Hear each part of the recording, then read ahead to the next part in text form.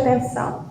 Nós somos um povo que está se preparando para um juízo que não vai acontecer, está acontecendo.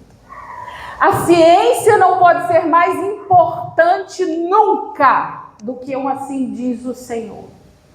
Nunca, irmãos, permitam que ninguém venha aqui e diga para vocês que qualquer homem ímpio, que nunca na sua vida serviu ao Deus verdadeiro, ao Deus de Abraão, Isaque e Jacó, e diga para vocês assim, o que ele disse é isso, se não estiver em conformidade com assim diz o Senhor, que seja anátema. Vem aqui na frente, irmão, vem aqui e canta, que lindo, amém. Não pode, não, você quer ir para o céu, né, não? Vir aqui cantar pode ser muito bom, mas esse não é o teu objetivo. Se for, tu é um miserável, pobre, cego e nu. Irmãos, vamos conversar um pouco, subordinados ao seguinte tema. Mulheres e homens preparados para o juízo. O juízo está logo à frente ou não? Muito próximo o juízo. Deixa eu perguntar uma coisa para a igreja. Vocês sabem que eu gosto muito de conversar com vocês. Eu não prego, não sou pregadora. Eu converso com a igreja. Nós, em alguns momentos da vida, precisamos ser radicais, sim ou não? Sim. Há situações em que nós temos que ser radicais? Sim. O Senhor Jesus, ele disse assim, certa vez, eu sou o caminho e mais o quê? A verdade e a vida. Ele não deu opção para dois caminhos, para duas verdades. Ele não colocou opção, ele foi radical. Ele disse assim, olha, eu sou o caminho, a verdade e a vida. Só tem esse caminho e pronto. Se nós pensarmos no contexto do período de Laodiceia, ou da igreja de Laodiceia, quem seria o equilibrado no período de Laodiceia? Pensem rápido, para a gente evoluir. Quem é o equilibrado? Quem é, irmão, o equilibrado no período de Laodiceia? Não faz ideia? Irmãos, pensem comigo. O período de Laodiceia apresenta um quente.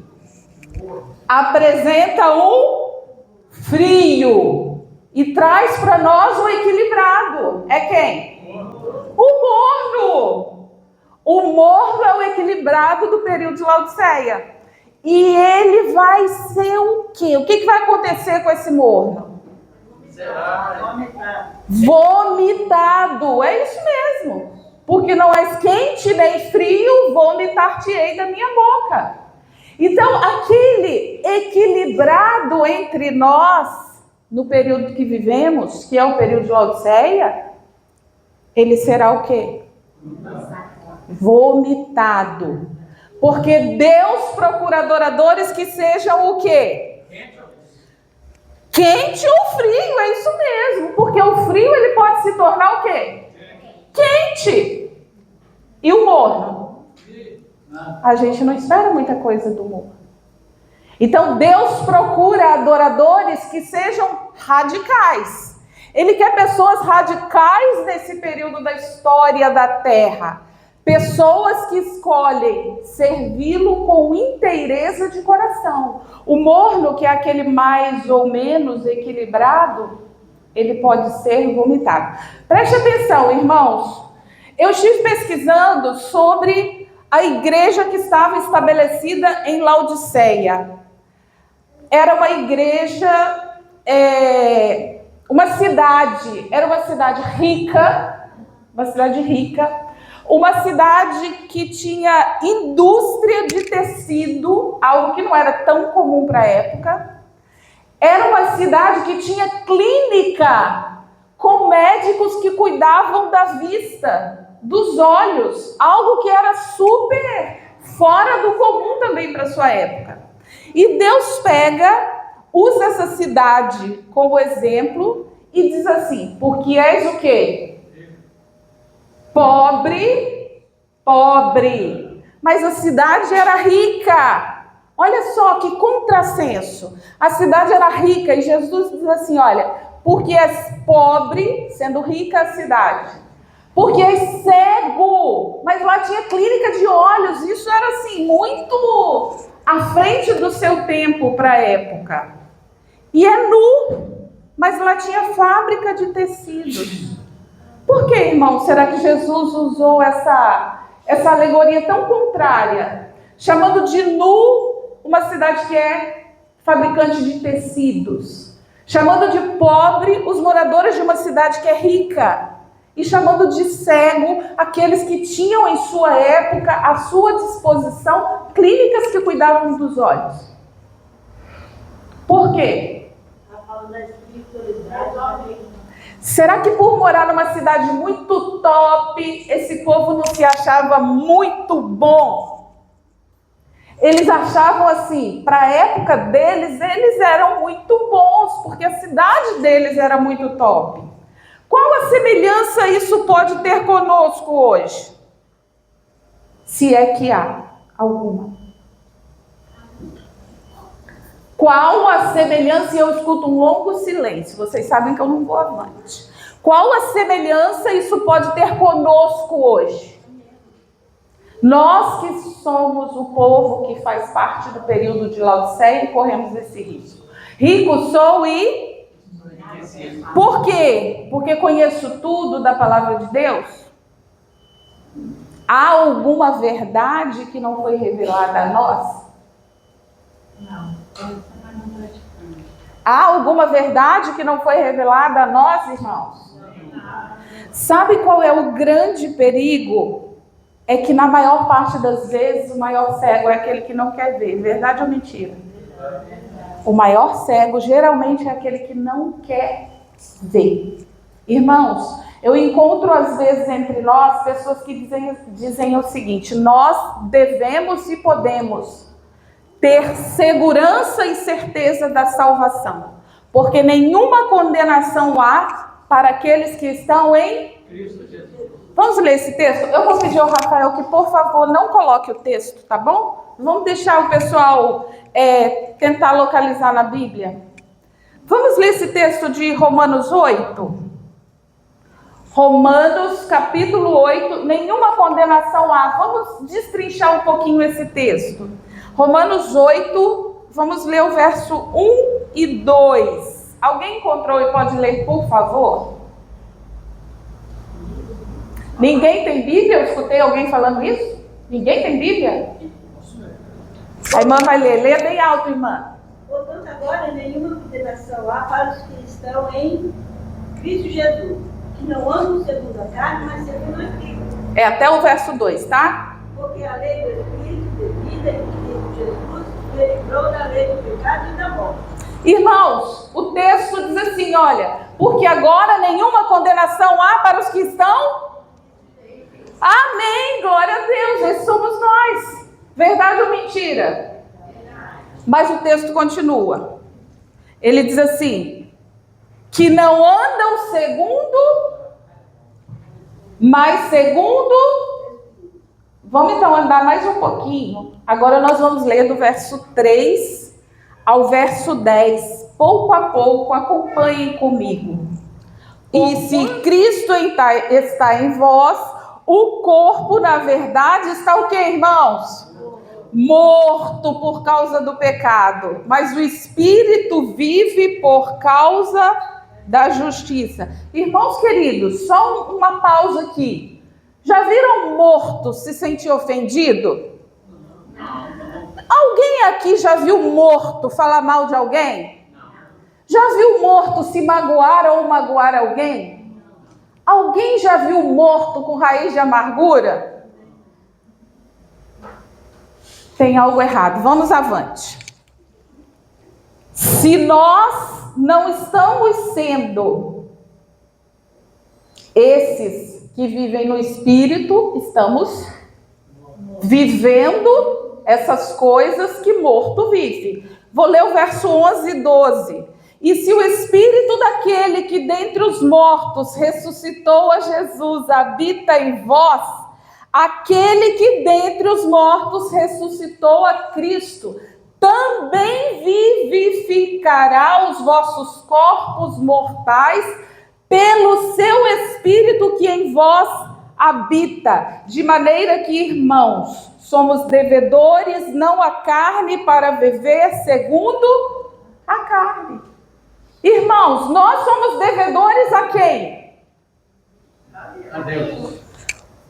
Há algum problema de interpretação de texto ou vocês estão com medo de me responderem?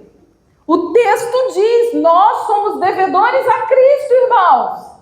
Nós acabamos de ler. Não somos devedores à carne. O Espírito daquele que vivificou a Jesus, ressuscitou a Jesus, vivificará quem? A nós também. Glória a Deus por isso. Mas se nós vivermos na carne, nós seremos escravos de quem? Da carne. E quais são as obras ou os frutos da carne? Imoralidade sexual, impureza, devassidão, idolatria, feitiçaria, inimizade, desavença, ciúme, ira, egoísmo, dissensões, facções, inveja, embriaguez, orgias e coisas semelhantes, segundo Gálatas. Irmãos, nós temos duas opções aqui, se queremos ser aqueles para os quais é dito, nenhuma condenação há para os que estão em Cristo Jesus, que não vivem segundo a carne, mas segundo o Espírito. Não praticam tais obras da carne, mas vivem sendo vivificados pelo Espírito de Cristo. Esses são co-herdeiros de Cristo. Nós temos duas opções segundo o texto bíblico. Ou somos escravos da carne para servirmos a carne, ou somos co-herdeiros de Cristo e herdaremos com Ele todas as coisas. A escolha é nossa, é simples assim. Lembra que falamos no início, nós temos que ser radicais? Há um momento na nossa vida que nós temos que ser radicais, não podemos ser aqueles equilibrados, mas sim devemos escolher, ou somos frios, ou somos quentes. Mornos jamais, porque esses já têm uma sentença, serão vomitados da boca do Senhor, isso ele o disse. A princípio, como eu estaria aqui pelo Departamento da Mulher, a proposta era mulheres preparadas para o juízo. Mas a igreja não é composta só de mulheres, a igreja tem mulheres e homens. Então, mulheres e homens devem estar preparados para o juízo, todos nós.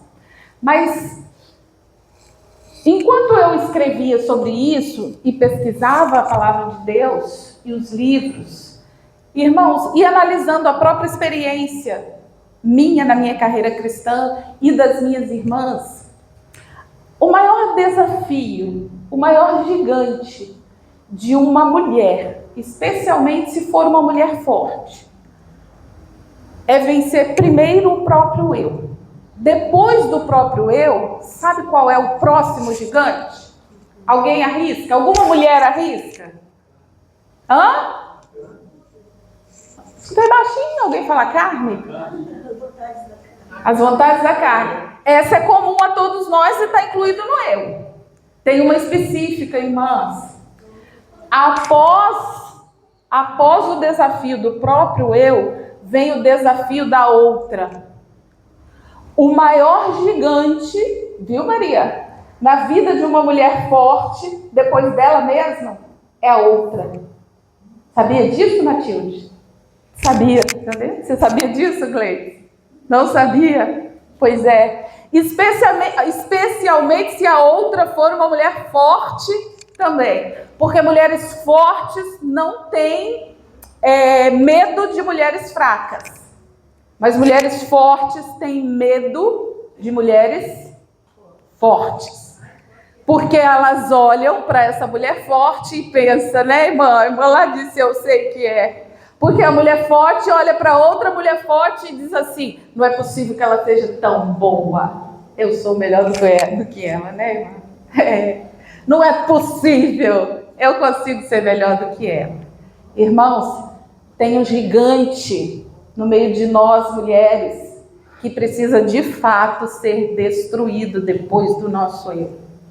É nós olharmos umas para as outras como rivais e competidoras, e não como irmãs em Cristo, que precisamos ombro a ombro nos ajudar para chegarmos todas ao céu. Vou contar aqui para vocês. Há alguns dias atrás nós estivemos fazendo uma programação em uma igreja nossa para casais. E durante essa programação, logo após terminar a programação da parte da manhã, uma irmã casada chegou até a mim, uma irmã que eu não conhecia, não tenho intimidade, nunca a havia visto antes. E essa irmã, ela me abraçou e ela chorava copiosamente no meu ombro. A única coisa que eu tinha certeza naquele momento é que ela precisava de alguma ajuda, de algum apoio, que pelas circunstâncias ali eu não tinha como ajudar. Mas eu podia acolher ela, eu podia dar o meu ombro naquele momento e confortar ela com a certeza de que Jesus conhece todas as nossas necessidades e Ele supre todas elas a seu tempo, apesar de não conhecer qual era a dor dela. Irmãos, nós mulheres temos muita dificuldade de acolhermos umas às outras. Nós queremos habitar no mesmo céu, mas não conseguimos habitar na mesma terra. Há um espaço geográfico que às vezes é pequeno demais. A gente acha pequeno demais para todas nós, mas queremos habitar o mesmo céu. A gente precisa pensar sobre isso. Irmãos, olha só as incoerências da religião moderna. Nós acreditamos que nenhuma condenação é para nós porque vivemos no Espírito, mas a nossa religião permite vivermos no Espírito sendo egoístas. Vivemos no Espírito tendo língua maldosa. Vivemos no Espírito contando mentira um para o outro. Vivemos no Espírito, mas temos contendas e desavenças. Nós vivemos no Espírito? Não. E algumas dessas coisas, afinal, é verdade ou mentira que há entre os crentes? Verdade. Irmãos, eu acho que já devo ter dito isso aqui, porque eu sempre falo isso. Eu sempre peço a Deus, Senhor, não me permita sair da minha casa para entreter a tua igreja. Porque a igreja não precisa de entretenimento. A igreja precisa ser preparada para o juízo, que não virá, está acontecendo, não é no futuro, é hoje. Eu meditava essa noite e pensava assim, quando, na época de Jesus Cristo, eles se reuniam a cada sábado na sinagoga, eles se reuniam para quê? Para que eles se reuniam nas sinagogas a cada sábado? Para ensinar. A palavra era lida, certo? E o doutor da lei explicava, porque o povo não entendia, pelo menos era isso que eles criam, que o povo não tinha condição de interpretar a palavra. Então eles liam a palavra e o doutor da lei explicava para o povo, segundo o próprio entendimento do doutor da lei. É assim que funcionava. Hoje nós viemos à igreja a cada sábado, na nossa geração, para ouvir da palavra, mas para muito também discutirmos dos nossos problemas em relação à palavra. Será que mudou um pouco do que acontecia no passado? Mudou, irmãos. Mudou. Com certeza mudou. Porque se nós ficarmos só na palavra, muitos não aguentam, acham só a palavra chato. Acham só a palavra meio entediante. Quando eu pedi para alguém ler o texto, que eu pedi a Rafael para não colocar o texto na tela, alguém disse assim, ninguém vai ter a Bíblia. Alguém disse aqui. Não foi eu que disse, alguém disse. A gente nem quer saber mais da Bíblia.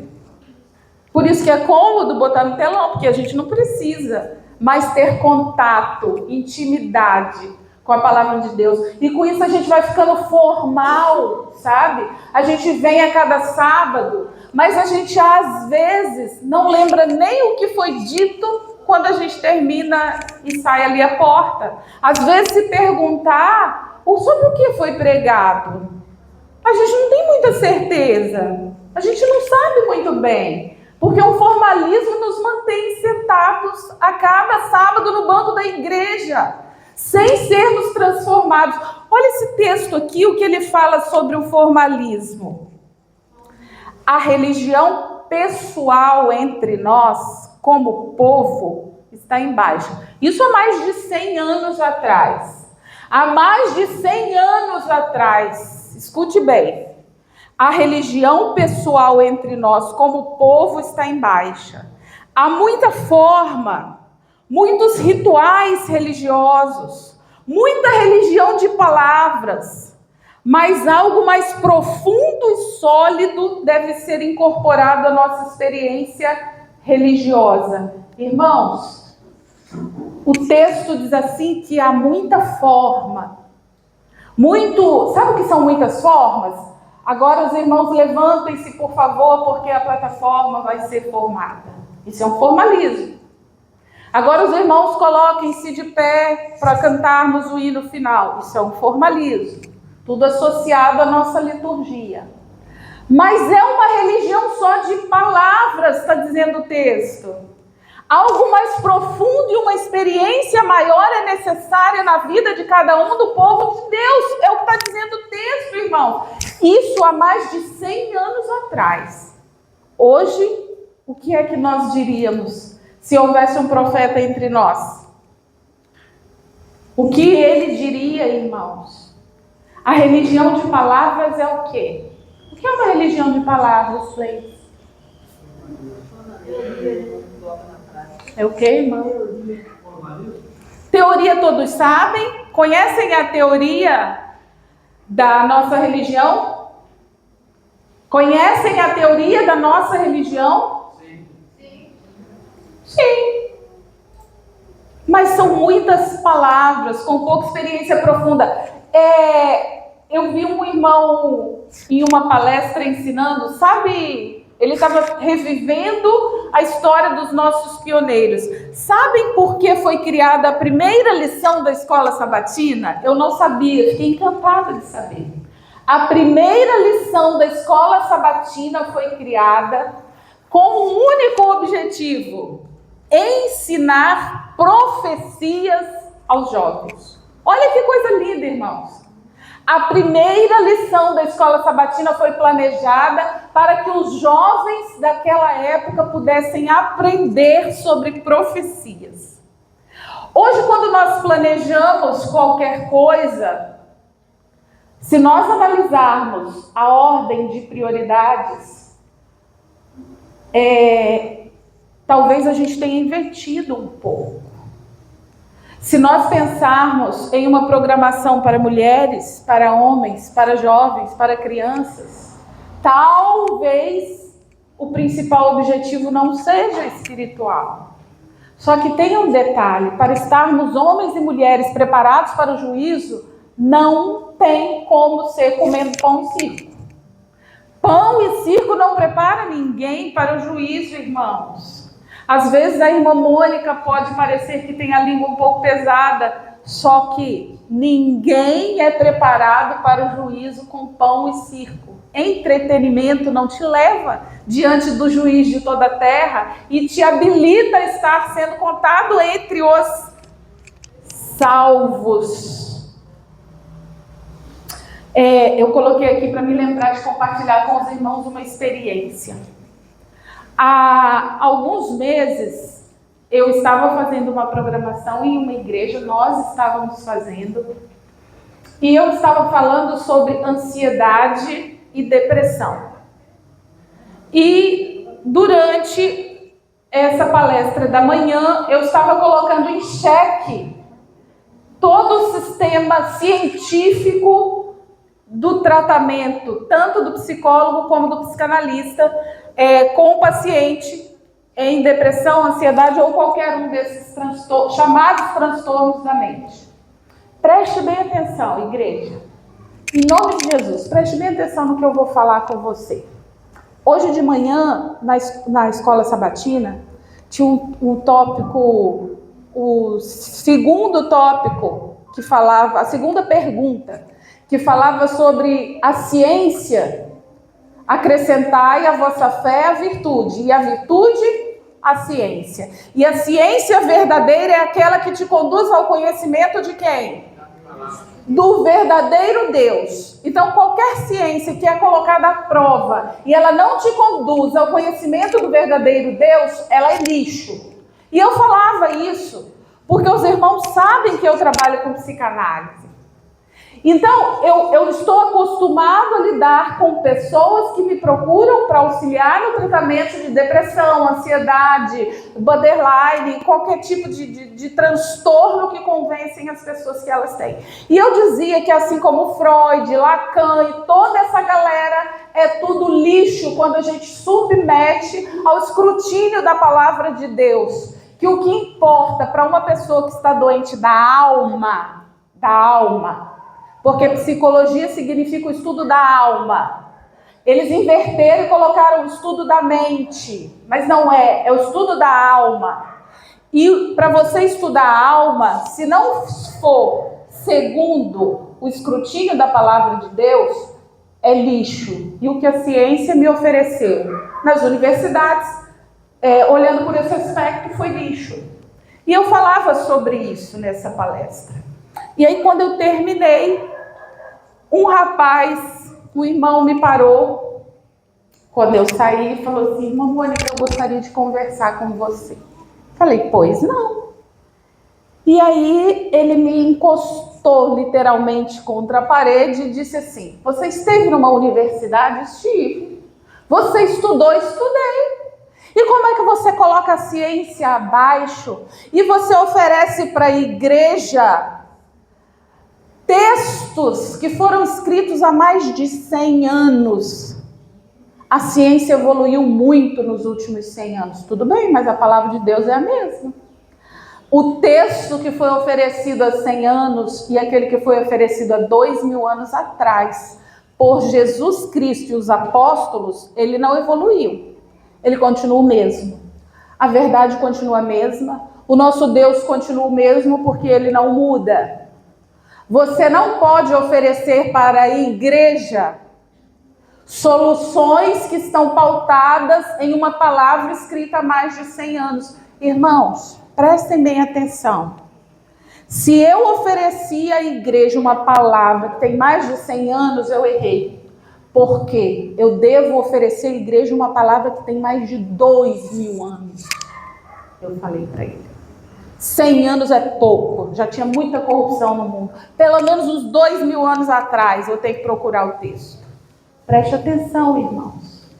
Preste atenção. Nós somos um povo que está se preparando para o juízo, que não vai acontecer, está acontecendo. A ciência não pode ser mais importante nunca do que um assim diz o Senhor.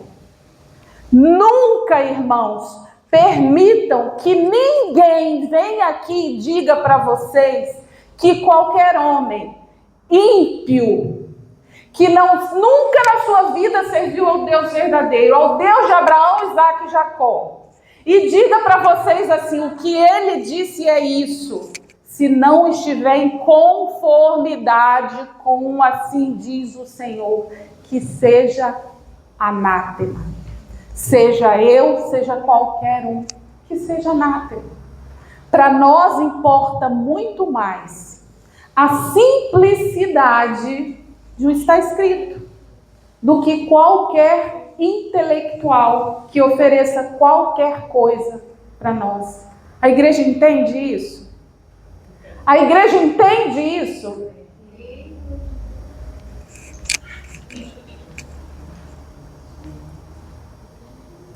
O plano de Jesus Cristo sempre foi e sempre será salvar o seu povo. Sempre foi e sempre será. Preste bem atenção. No Sinédrio haviam 71 juízes.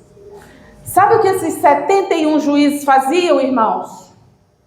Sabem o que esses 71 juízes faziam? Julgavam, mas eles cuidavam do réu. O réu era considerado alguém que precisava ser cuidado, um inocente, até que fosse condenado e considerado culpado. Preste atenção nisso. Qual era a função dos 71 juízes, irmã? Eles recebiam aquele réu e tinham que protegê-lo. Durante o julgamento, se todos os 71 juízes considerassem que aquele réu era culpado, sabe o que acontecia? Ele era solto. Ele era considerado inocente. Sabe por quê? Porque era obrigação daquele colegiado de juízes encontrar ao menos um deles que defendesse aquele culpado, aquele condenado, aquele réu. Se nenhum deles defendesse, todos considerassem ele culpado, ele tinha que ser solto imediatamente, porque algo estava errado naquele julgamento. Agora, se a maioria considerasse que ele era inocente, imediatamente ele era solto. Ele era considerado livre. Agora, se a maioria considerasse ele culpado e alguns considerassem ele inocente, sabe o que eles tinham que fazer? Eles tinham que ir para casa, passar 24 horas meditando e estudando aquele caso. E aí eles voltavam após 24 horas, e aqueles que haviam considerado ele inocente não podiam mudar o voto. Mas aqueles que haviam considerado ele culpado tinham o direito de mudar o voto. E ainda era possível procurar pela cidade se haviam algumas pessoas que pudessem testemunhar a favor daquele réu. Irmãos, o que a gente consegue entender nesse plano do Sinédrio? O ato era salvar a pessoa. O objetivo era salvar e não condenar. Qual o objetivo do juízo que está acontecendo no céu? Não tenha dúvida, o objetivo, quando a gente fala assim, assentou-se o juízo no céu, o nosso primeiro pensamento ou sentimento é tremer de medo. Mas assentou-se o juízo para buscar salvar os que estão perdidos. Esse é o plano. Isso o Sinédrio fazia como modelo, porque é isso que Deus quer, salvar a cada um de nós. E não condenar. Ele não está procurando com lupa qual é o teu pecado, não. Ele está procurando com lupa um motivo para te perdoar. É isso que ele quer. É claro que na época do Senhor Jesus, o Sinédrio já estava todo corrompido, porque Herodes já havia mandado matar todos aqueles juízes que eram segundo o coração de Deus, que amavam a Deus. E ele colocou no lugar dele juízes que eram segundo o seu próprio coração carnal e corrompido. Por isso o julgamento do Senhor Jesus foi uma aberração jurídica. Tudo que não era possível acontecer, aconteceu. Mas o juízo que está acontecendo no céu, não. Esse tem o plano de te salvar. Tu não precisa tremer por isso. Tu não precisa sentir medo. Vamos reler o texto de Apocalipse 11, verso 1. Quem encontrar pode ler, por favor. Apocalipse, capítulo 11, verso 1, que foi o texto que nós lemos para a base de nossa oração. E foi-me dada uma cana semelhante a uma vara.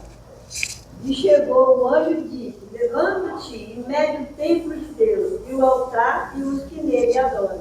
Irmãos, quem está sendo medido? E medido, o que é a vara que te mede? O que é a vara que te mede?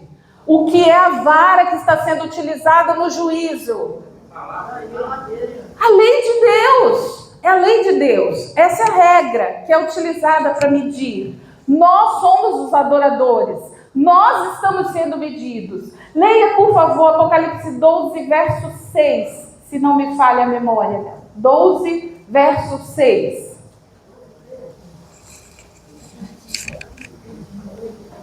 A mulher fugiu, Esse. A mulher fugiu para o deserto, para um lugar que lhe havia sido preparado por Deus, para que ali a sustentasse pelo período de 1260 dias.